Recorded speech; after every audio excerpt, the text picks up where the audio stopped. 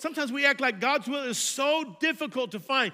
God's will may not be as difficult as we want to admit that it is. It might be easier than we want to admit. It just costs us more than we want to pay.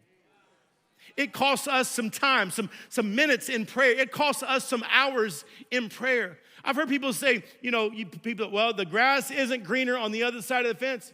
Can I tell you, sometimes the grass is greener on the other side of the fence.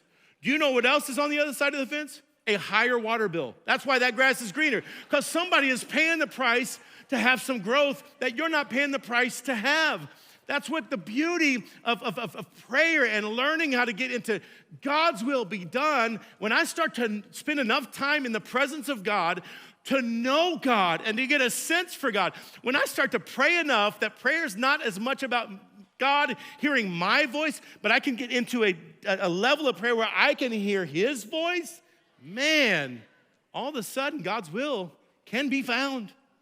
It's there. We're just not willing to pay the price. Can I tell you, when you start to understand God's will and walk in God's will, you know what? You're not on the hook for your success anymore. No, because you're in the will of God.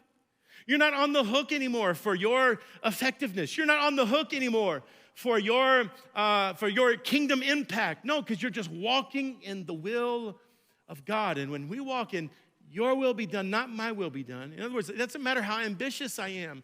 It's not ambition, it's submission. That's what Jesus is teaching here. Not my will, your will be done.